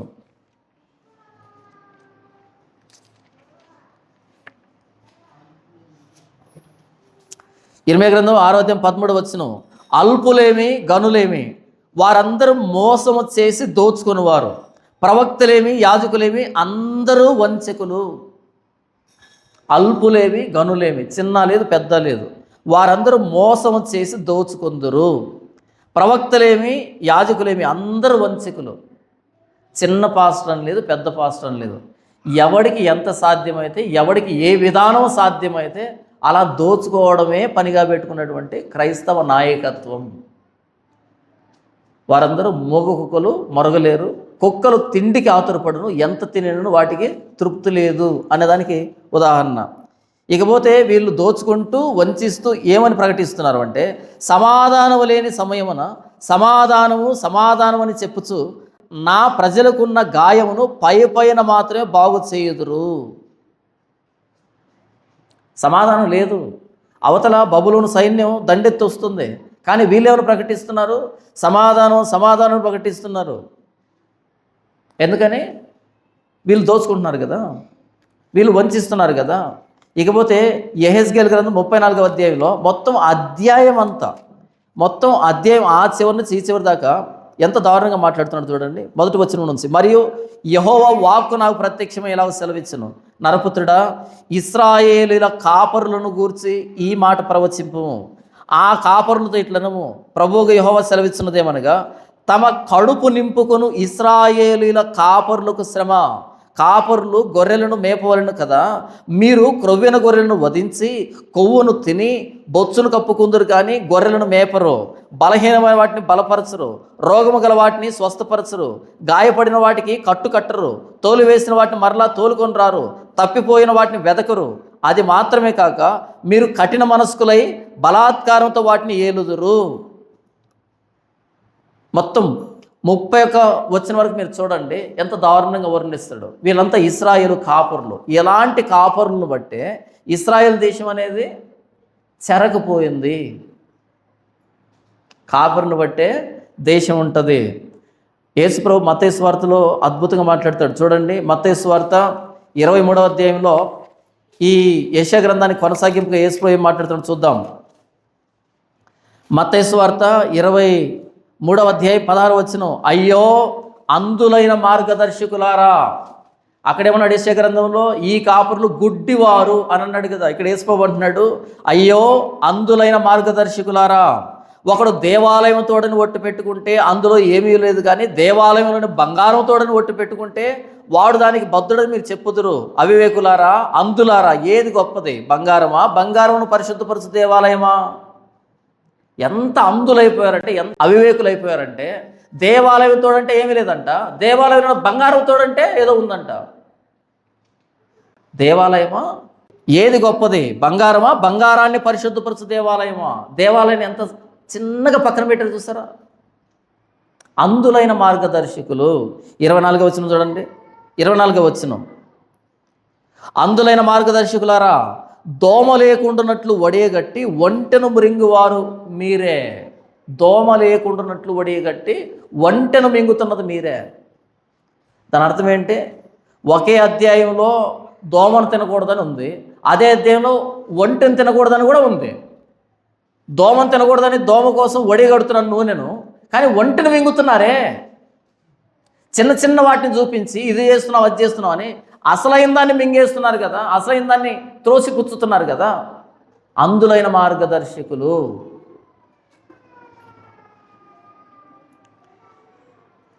యోహాను సువార్త 11వ అధ్యాయం. ఎవరిని గురించి ఆలోచిస్తున్నామంటే అంధులైన మార్గదర్శకుల గురించి, గుడ్డి కాపర్ల గురించి, మోగు కాపర్ల గురించి మాట్లాడుతున్నాం. యోహాను సువార్త 11వ అధ్యాయం 47వ వచనం నుంచి, కాబట్టి ప్రధాన యాజకులను పరిసయ్యులను మహాసభను సమకూర్చి. ఎప్పుడు? యేసు ప్రభు లాజర్ని సమాధి నుంచి బయటికి పిలిచినప్పుడు మహాసభను సమకూర్చి, మనమేమి చేయుచున్నాము, ఈ మనుషుడు అనేకమైన సూచక్రియలు చేయుచున్నాడే, మనం ఆయనను ఎలాగూ చూచుచూ ఊరకుండిన ఎడల అందరూ ఆయన యందు విశ్వాసం ఉంచెదరు. అప్పుడు రోమీయులు వచ్చి మన స్థలమును మన జనమును ఆక్రమించుకుందురని చెప్పిరి. వీళ్ళ బాధ ఏంటంటే, యేసు ప్రభు గొప్పోడైపోతున్నాడు, మన ఇన్ఫ్లుయెన్స్ తగ్గిపోతుంది, మన ప్రభావం తగ్గిపోతుంది. మనం ఏం చేస్తున్నాం ఇంతకీ? మనమేమి చేయుచున్నాము, ఈ మనుషుడు అనేకమైన సూచక్రియలు చేయుచున్నాడే, మనము ఆయనను ఎలాగూ చూచుచూ ఊరుకుంటే అందరూ ఆయనందు విశ్వాసం ఉంచుతారు. అందరూ ఆయనందు విశ్వాసం ఉంచుతారు. మరి ఇంకెవరి మీద విశ్వాసం ఉంచాలి? ఆయన చనిపోయిన వ్యక్తిని తిరిగి లేపాడు, ఆయన ఏందో అనేకులు విశ్వాసం ఉంచారు, దానికైనా అర్హుడు. మరి వీళ్ళ ఏందో విశ్వాసం ఉంచాలంటే వీరు కూడా లేపితే సరిపోతుంది కదా. యేసు కంటే ముందు వీళ్ళు లేపొచ్చు కదా, అది చేయరు. ఏ కాపరులు వీళ్ళు సనేద్రిన్ సభ, ఇశ్రాయేలు జాతిని పరిపాలించేటువంటి, యోదయ జాతిని పరిపాలించేటువంటి ధర్మశాస్త్రాన్ని బట్టి సభ ఇదే. వీళ్ళు యేసు ప్రభువుని, ఇకపోతే లాజర్ని కూడా చంపాలని ఆలోచన చేస్తున్నారు వీళ్ళు. ఇదేమి నాయకత్వము? గుడ్డి నాయకత్వం అంటారు దీన్ని. చూడండి, 2 పేతురు రాసిన 2వ పత్రిక 2వ అధ్యాయము మొదటి 3 వచనాలు చూడండి. మరియు అబద్ధ ప్రవక్తలు ప్రజల్లో ఉండ్రి, అటువలనే మీలోనూ అబద్ధ బోధకులుందురు. పాత నిబంధనలు అబద్ధ ప్రవక్తలు ఉన్నారు కదా, అలాగే కొత్త నిబంధన సంఘంలో కూడా అబద్ధ బోధకులు ఉంటారు. వీరు తమ్మును కొనిన ప్రభువును కూడా విసర్జించుచు, యేసును కూడా పక్కన పెడతారు కావాలంటే, తమకు తామే శీఘ్రముగా నాశనం కలుగజేసుకొనొచ్చు, నాశనకరమగు భిన్నాభిప్రాయములను రహస్యముగా బోధింతురు. తప్పుడు సిద్ధాంతాలు బోధిస్తారంట యేసును పక్కన పెట్టి. 2వ వచనం, మరియు అనేకులు వారి పోకిరీ చేష్టలను అనుసరించి నడుతురు, వీరిని బట్టి సత్య మార్గం దూషించబడును. వారు అధిక లోబులు అంటే తెలుసా? లోబి అంటే పిసినారి. లోబి అంటే ఎవరు? పిసినారి. వారు అధిక లోబులై కల్పనావాక్యములు చెప్పుచు మీ వలన లాభం సంపాదించుకుందరు. వారికి పూర్వం నుండి విధించబడిన తీర్పు ఆలస్యం చేయదు, వారి నాశనము కునికి నిద్రపోదు. వారు అధిక లోబులు, పిసినారులు. ₹1 జేబులోంచి తీసి బయటికి ఖర్చు పెట్టరు. ఎవరైనా అలాంటి పాస్టర్లు మీకు గుర్తొచ్చారా? వాళ్ళు ఏదైనా సరే విశ్వాసుల దగ్గర నుంచే తీసుకుంటారు తప్ప వాళ్ళకే వాళ్ళు ₹1 ఖర్చు పెట్టరు. టీకి కూడా ఖర్చు పెట్టరు. ప్రతీదీ వారి చుట్టుపక్కల వ్యక్తులే ఖర్చు పెట్టాలి, వాళ్ళకే వాళ్ళు ₹1 తీరు. అధిక లోబులై వీళ్ళ దగ్గర నుండి ఖర్చు పెట్టరు. తర్వాత కల్పనావాక్యములు చెప్పచ్చు. వాక్యం ఏం బోధిస్తారంట? కల్పితం, కల్పనా వాక్యాలను బోధిస్తారు. మోటివేషనల్ స్టోరీ చెప్తారు, ఇన్స్పిరేషనల్ స్టోరీ చెప్తారు, కథలు చెప్తారు, పెట్ట కథలు చెప్తారు. ఎందుకు? క్రీస్తును విసర్జించారు కదా. క్రీస్తు గురించి మాట్లాడితే సంపాదన తక్కువ ఉంటుంది కదా. కల్పనా వాక్యం చెప్పచ్చు, మీ వలన లాభం సంపాదించుకుందురు. వాళ్ళు చేసే ప్రతిదీ కూడా లాభం కోసమే, డబ్బు కోసమే ఉంటుంది అని చెప్తున్నాడు. ఇకపోతే అపోస్తలుడైన పౌలు అపోస్తల కార్యంలో ఒక మాట మాట్లాడతాడు చూడండి. అంటే నిజమైన కాపరి ఎలాగ ఉంటాడు అనే దానికి. అపోస్తల కార్యంలో 20వ అధ్యాయము 28వ వచనం నుంచి, దేవుడు తన స్వరక్తమిచ్చి సంపాదించిన తన సంఘమును కాయుటకు పరిశుద్ధాత్మ మిమ్మను దేనిందు అధ్యక్షులుగా ఉంచెనో ఆ యావత్తు మందను గూర్చి మీ మట్టుకు మిమ్మును గూర్చి జాగ్రత్తగా ఉండు. ఇది అసలైన కాపరితనం. పరిశుద్ధాత్మ దేవుడు ఏ మందను కాయడానికి మిమ్మల్ని నియమించాడు, ఆ మందను గూర్చి మీ మట్టుకు మిమ్మల్ని గూర్చి జాగ్రత్తగా ఉండండి. ఇది కాపరితనం. కానీ అక్కడేమని రాయబడింది? నిద్రాసక్తులు, కాపలా గాయట్లేదు, నిద్రపోతున్నారు. ఇక్కడేమని రాస్తున్నాడు? జాగ్రత్త, కాపలా గాయండి. 29వ వచనం చూడండి. ఎందుకు అంటే, నేను వెళ్ళిపోయిన తర్వాత క్రూరమైన తోడేలు మీలో ప్రవేశించనని నాకు తెలియను, వారు మందను కనికరింపరు. ఎందుకు కాపరి అలర్ట్గా ఉండాలంటే, క్రూరమైన తోడేలు మందలో ప్రవేశిస్తాయి, వాళ్ళు మందను కనికరించరు. మరియు శిష్యులను తమ వెంట ఈడ్చుకొని పోవాలని వంకర మాటలు పలుకు మనుషులు మీలోనే బయలుదేరుదురు. శిష్యుల్ని తమ వెంట ఈడ్చుకొని పోవాలని వంకర మాటలు, వాక్యానికి వ్యతిరేకమైన మాటలు చెప్తారు. 31వ వచనం, కావున నేను 3 సంవత్సరములు రాత్రింబగళ్ళు కన్నీళ్లు విడుచుచు ప్రతి మనుషునికి మానక బుద్ధి చెప్పితునని మీరు జ్ఞాపకం చేసుకొని మెలకువగా ఉండండి. 3 సంవత్సరాలు రాత్రింబగళ్ళు కన్నీళ్లు విడుస్తూ సంఘం ఏమైపోతుందో అని.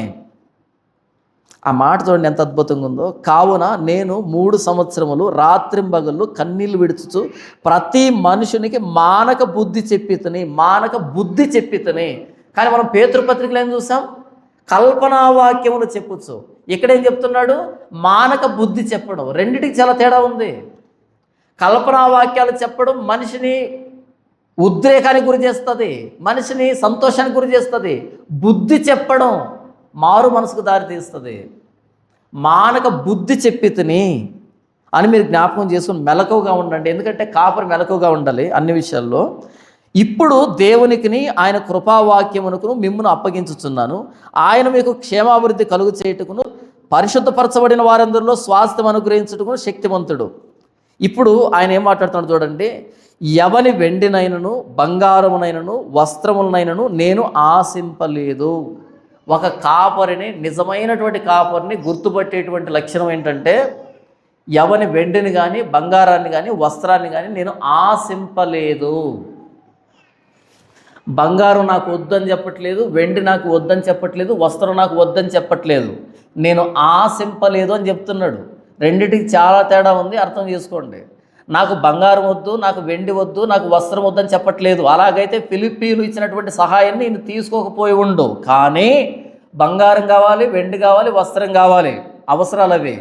కానీ ఆశింపలేదు. సువార్త చెప్పే విషయంలో, బోధించే విషయంలో వీటిని ఆశించి నేను సువార్త చేయలేదు, పరిచర్య చేయలేదు.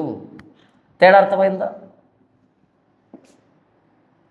ఎప్పుడైతే పౌలు బంగారాన్ని, వెండిని, వస్త్రాన్ని ఆశిస్తాడో బుద్ధి చెప్పడప్పుడు కల్పనా కథలు చెప్తాడు.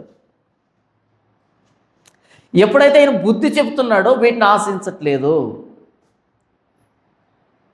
ఈయన ఆశించకపోయినప్పటికీ ఫిలిప్పీ సంఘం లాంటి సంఘం ఈయనకు సహకారిగా ఉండేందుకు దేవుడు నియమించాడు. ఈయన ఆశించలేదు. అవసరం, ఆశించడం రెండు వేరు వేరు. ఎవని వెండిని కానీ బంగారాన్ని కానీ వస్త్రాన్ని కానీ నేను ఆశింపలేదు. ఎవడైతే వీటిని ఆశించి వాక్యం చెప్తాడో, పరిచర్య చేస్తాడో వాడు ఖచ్చితంగా కల్పనా వాక్యాన్ని చెప్తాడు, కల్పనా కథల్ని చెప్తాడు. మనుషులకు ఏమి ఇష్టమో వాటినే బోధిస్తాడు. వీటిని ఆశించకపోతేనే మానక బుద్ధి చెబుతాము, హితబోధ చేస్తాము, ఆరోగ్యకరమైన బోధ చేస్తాము. మనుషుల్ని సంతోషపెట్టే వాళ్ళని కాకుండా దేవుని సంతోషపెట్టేదానికి ప్రయత్నం చేస్తాం. అసలు సిసలైన కాపురుకుండే లిట్మస్ పేపర్ టెస్ట్ ఇది. లిట్మస్ పేపర్ తెలుసా మీకు? లిట్మస్ పేపర్ టెస్ట్ ఏంటంటే, ఆ వ్యక్తి ఆశిస్తున్నాడా, నిస్వార్థంగా పరిచర్య చేస్తున్నాడా అన్నది మనకు లిట్మస్ పేపర్ టెస్ట్ ఒక కాపురు విషయంలో. 34 వచనం, నా అవసరముల నిమిత్తమును నాతో ఉన్నవారి నిమిత్తమును ఈ నా చేతులు కష్టపడినవని మీకే తెలియను. ఒకవేళ అవసరం అనిపిస్తే కనుక కష్టపడ్డాడంట, తన స్వాస్థాలతో కష్టపడ్డాడంట, ఆయన కోసం, ఆయనతో ఉన్న వాళ్ళ కోసం కష్టపడ్డాడు. అంటే ఒక నిజమైనటువంటి కాపరి కష్టపడడానికి కూడా ఇష్టపడతాడు, అంతేగాని స్వార్థం కోసం వాక్యాన్ని మలచడు, స్వార్థం కోసం సంఘాన్ని పీడించుకు తినడు. వెండి బంగారాలు సంపాదించే దానికోసం ఒక నిజమైనటువంటి కాపరి ప్రయాసపడడు. యెషయా గ్రంథం 56వ అధ్యాయము 9 నుంచి 12 వరకు ఏం రాయబడిందంటే, ఈ కాపరులు ఇలా మోగో కుక్కల్లాగా మొరగలేకుండా పడుకున్నప్పుడు, నిద్రాసక్తులుగా ఉన్నప్పుడు, గుడ్డివారుగా ఉన్నప్పుడు, ఎంత తిన్నా తృప్తి లేనటువంటి స్థితిలో ఉన్నప్పుడు, ఈరోజు జరిగినట్టుగానే రేపు కూడా మరి లక్షణంగా జరుగుతుందనేటువంటి నిశ్చింతగా బ్రతుకుతున్నప్పుడు, ఏమీ పట్టించుకోకుండా వాళ్ళ కడుపునే చూసుకుని బ్రతుకుతూ ఉన్నప్పుడు, 9వ వచనంలో అంటున్నాడు, పొలంలోని పశువులారా రండి, మీరు అడవిలోని మృగములారా రండి, భక్షించండి, నా దేశాన్ని తినేసేయండి. ఇశ్రాయేలు అనేటువంటి ఈ మందని కాపలా కాస్తున్న కాపరులు నిద్రపోతున్నారు, నిద్రాసక్తులు అయిపోయారు, గుడ్డోళ్ళు అయిపోయారు, తిండిపోతులు అయిపోయారు, సుఖాసక్తులు అయిపోయారు. కాబట్టి పొలంలో ఉన్న పశువులారా రండి, అడవిలో ఉన్న మృగములారా రండి, నా మందను తినేసేయండి, భక్షించండి. ఎంత బాధాకరమైన మాట ఇది. కాపరులు నిలవబడి ఆ వస్తున్నటువంటి మృగాలని, క్రూర మృగాలని, జంతువుల్ని అరికట్టాలి కదా, వాటిని ఎదుర్కోవాలి కదా. గుడ్డోడు ఎలా ఎదుర్కొంటాడు? వివేచన లేనివాడు ఎలా ఎదుర్కొంటాడు? నిద్రపోతున్నవాడు ఎలా ఎదుర్కొంటాడు? సుఖాసక్తులు ఎలా ఎదుర్కొంటారు? ఎదుర్కోవాలంటే కష్టం కదా, అవి మీద పడతాయి కదా, దాడి చేస్తాయి కదా. కానీ వీడు సుఖానికి మరిగాడు కదా. సుఖాసక్తులు ఈరోజు జరిగినట్టుగా రేపు మరి లక్షణంగా జరుగుతుందనేవాడు ప్రయాసపడ్డావు. పోరాటంలో పాలు పంపులు ఉండవు వాడికి. ఆ రోజు ఇశ్రాయేలు జాతి నాశనం కావడానికి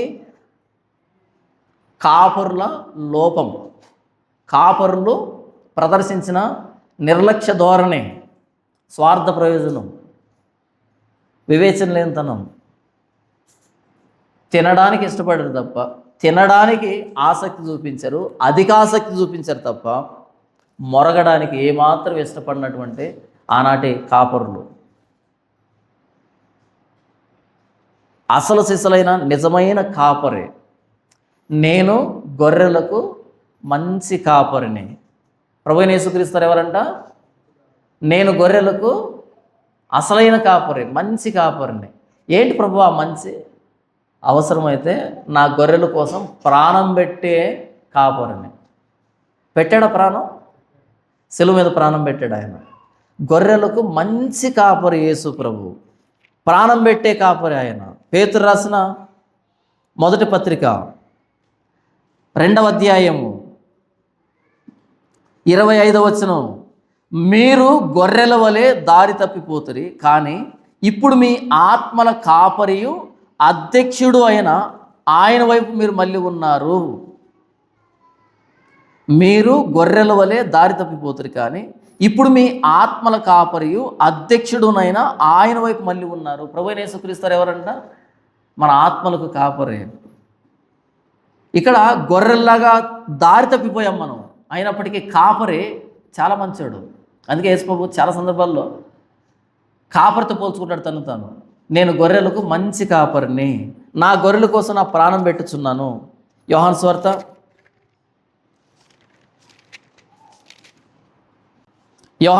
10వ అధ్యాయము 11వ వచనం, నేను గొర్రెలకు మంచి కాపరిని, మంచి కాపరి గొర్రెల కొరకు తన ప్రాణమును పెట్టును. జీతగాడు గొర్రెల కాపరి కాడు గనుక గొర్రెలు తనవి కానందున తోడేలు వచ్చుట చూసి గొర్రెలను విడిచిపెట్టి పారిపోవను. తోడేలు ఆ గొర్రెలను పట్టి చెదరగొట్టును. జీతగాడు జీతగాడే గనుక గొర్రెలను గూర్చి అలక్ష్యం చేయక పారిపోవను. నేను గొర్రెల మంచి కాపరిని. యేసుప్రభు తను గొర్రెల కాపరితో పోల్చుకున్నాడు. ఎందుకంటే ఇర్మియా గ్రంథం 23వ అధ్యాయం కానీ, యెహెజ్కేలు గ్రంథం 34వ అధ్యాయంలో కానీ ఇశ్రాయేలు కాపరులు ఎంత దారుణంగా తయారయ్యారో, ఎలా తమ స్వార్థాన్ని చూసుకొని మందను తోడేళ్లకు వదిలిపెట్టారో ఇశ్రాయేలు చదువుకున్నారు. కాబట్టి నేను గొర్రెలకు మంచి కాపరిని, నా గొర్రెల కొరకు నా ప్రాణం పెట్టుచున్నాను అన్నాడు క్రీస్తు. యేసుప్రభు చెప్పిన ఉపమానంలో ఒక కాపరి అడవికి గొర్రెలను తీసుకుని వెళ్ళాడంట. 100 గొర్రెలు తీసుకుని వెళ్ళాడంట. సాయంకాలం తిరిగి ఇంటికి తీసుకుని వస్తున్నప్పుడు మొత్తం అన్నింటినీ లెక్క పెట్టాడు. అన్ని లెక్క పెట్టినప్పుడు 99 ఉన్నాయి, ఒక్కటే తప్పిపోయింది. వెంటనే 99ని ఇంకొక వ్యక్తికి అప్పగించి తప్పిపోయిన ఆ గొర్రె కోసం మరలా అడవికి వెళ్ళాడంట. అప్పటికే సాయంకాలం అయిపోయింది. అడవికి వెళ్ళేటప్పుడు చీకటి పడిపోయింది. ఆ చీకట్లో కేకలేస్తున్నాడు, చీకట్లో వెతుకుతున్నాడు. అలా వెతికి ఆ తప్పిపోయిన గొర్రె పిల్లని తీసుకొని ఏం చేశాడు? అదిలించుకుంటూ వచ్చాడా, తోలుకుంటూ వచ్చాడా, ఎత్తుకొని భుజాల మీద పెట్టుకున్నాడు. భుజాల మీద మోస్తున్నాడు ఆయన. అలా వచ్చిన తర్వాత తప్పిపోయిన నా గొర్రె పిల్ల దొరికిందని అందరికీ విందు పార్టీ చేశాడు. తప్పిపోయిన గొర్రె పిల్లను వెతుక్కుంటూ పోయేటువంటి కాపరే. ఒకవేళ ఆ చీకట్లో తోడేళ్ళు ఈయన మీద దాడి చేస్తే, దుష్టమృగాలు ఈయన మీద దాడి చేస్తే, మంచి కాపరి తన గొర్రెల కొరకు ప్రాణం పెట్టడానికి కూడా సిద్ధపడతాడు. దావీదును దేవుడు 12 గోత్రాలని కాయడానికి, మేపడానికి ఎందుకు నియమించాడు అంటే, ఈయన గొర్రెలను కాస్తున్న విధానం నచ్చింది. ఆయన కాస్తున్న మంద మీదకి ఒక ఎలుగుబంటి వచ్చిందంట, పోరాటం చేశాడు దాని మీదకి. ఒక సింహం వచ్చిందంట, దాని మీద పడి దాన్ని చంపేశాడు. గొర్రెల ప్రాణాన్ని రక్షించడానికి తన ప్రాణాన్ని అడ్డు పెట్టుకున్నాడు. నచ్చింది. నువ్వు మేపాల్సింది గొర్రెలను కాదు, ఇశ్రాయేలు 12 గోత్రాలని నా మందను మేపని ఈ మంద మీద అధికారం ఇచ్చాడు దేవుడు. దావీదు కూడా అర్థం కాని కాపరితనం ఏంటంటే ప్రభువైన యేసుక్రీస్తు కాపరితనం. అక్కడ దావీదు నేను చచ్చిపోతానని దిగలే వాటి మీద ఫైటింగ్కి, యుద్ధానికి. యెహోవా నన్ను ఇందులో విజయాన్ని ఇస్తాడు, గెలిపిస్తాడని దిగాడు. కానీ క్రీస్తు శిలువ మీదకి ఎక్కింది నేను మరలా కిందికి దిగుతానని కాదు, ప్రాణం పెట్టేదానికి సిద్ధపడ్డాడు ఆయన. అక్కడ అంటాడు చూడు 10వ అధ్యాయం యోహాను సువార్తలో 15వ వచనం, తండ్రి నన్ను ఎలాగున ఎరుగునో నేను తండ్రిని ఎలాగెరుగుదునో అలాగే నేనును నా గొర్రెలను ఎరుగుదును, నా గొర్రెలు నన్ను ఎరుగును, మరియు గొర్రెల కొరకు నా ప్రాణం పెట్టుచున్నాను. ఈ దొడ్డివి కానీ వేరే గొర్రెలను నాకు కలవు, వాటిని కూడా నేను తోడుకొని రావాలను. అవి నా స్వరం వినును, అప్పుడు మంద ఒకటి గొర్రెల కాపురి ఒక్కడును అగును. ప్రపంచం అందరినీ ఒక దొడ్డిలోనికి చేర్చడానికి, ఒక మందులో చేర్చడానికి తన ప్రాణాన్ని పెట్టినటువంటి కాపరే ఈ రోజుకి కాపరితనం చేస్తూనే ఉన్నాడు. ఈ రోజుకి కాపరితనం చేస్తూనే ఉన్నాడు ఆయన. ఈ రోజుకి మనల్ని మేపుతూనే ఉన్నాడు. చూడండి యోహాను సువార్త 21వ అధ్యాయము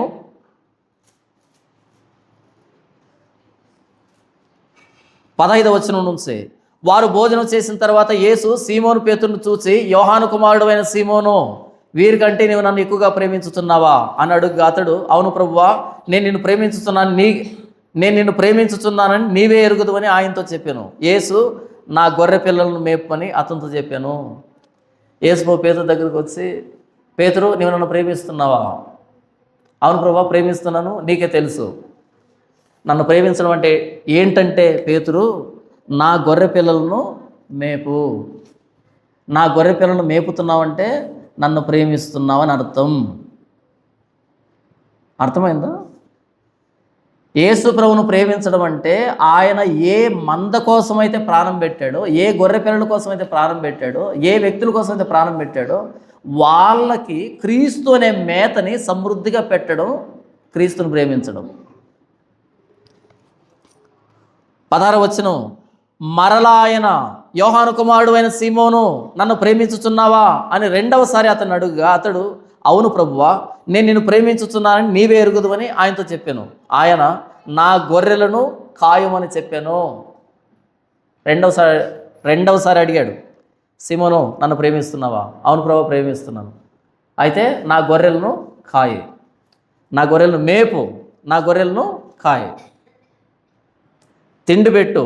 నంబర్ 2 ఏం చేయాలి? ప్రొటెక్ట్ చేయి. అలా అడవికి తీసుకుని వెళ్ళి మేపడమే కాయడం కాదు, అడవిలో కాపలా గాయాలి, ఇంటికి వచ్చిన తర్వాత చుట్టూ కంచె వేయాలి, కాపలా గాయాలి. నన్ను ప్రేమించడం అంటే నా గొర్రెలను మేపడం, నా గొర్రెలను కాయడం. తర్వాత చూడండి 17వ వచనం, మూడవసారి ఆయన, యోహాను కుమారుడు అయిన సీమోను, నన్ను ప్రేమించుచున్నావా అని అతన్ని అడిగాను. నన్ను ప్రేమించుచున్నావా అని మూడవసారి తన్ను అడిగినందుకు పేతురు వ్యసనపడి, ప్రభువా నీవు సమస్తమును ఎరిగిన వాడవు, నిన్ను ప్రేమించుచున్నానని నీవే ఎరుగుదు అని ఆయనతో చెప్పాను. యేసు, నా గొర్రెలను మేపుము. ఇప్పటికీ ఆయన కాపరే పేతురు రూపంలో. యేసు ప్రభు గొర్రెలు మేపాడు, గొర్రెల కోసం ప్రాణం పెట్టాడు. ఆయన వెళ్ళిపోయాడు. మరలా పేతురు దగ్గరికి వచ్చి, నా గొర్రెలను కాయ. శిలువ మీద ఉన్నప్పుడు యేసు ప్రభు ఏమంటాడు అంటే, ఇదిగో నీ తల్లి, అమ్మ ఇదిగో నీ కుమారుడు. బాధ్యతను మర్చిపోలే ఆయన శిలువ మీద. ఇదిగో నీ కొడుకు, ఇదిగో నీ తల్లి. బాధ్యతను మర్చిపోలే శిలువ మీద ఆయన బాధలో కూడా. అక్కడే అయిపోయాం మనం. కాదు, ఆయన తిరిగి లేచిన తర్వాత పేతురు దగ్గరికి వచ్చి, నా గొర్రెలను కాయ, నా గొర్రెలను మేపు. బాధ్యతను మర్చిపోలే. ఏం చేశాడు?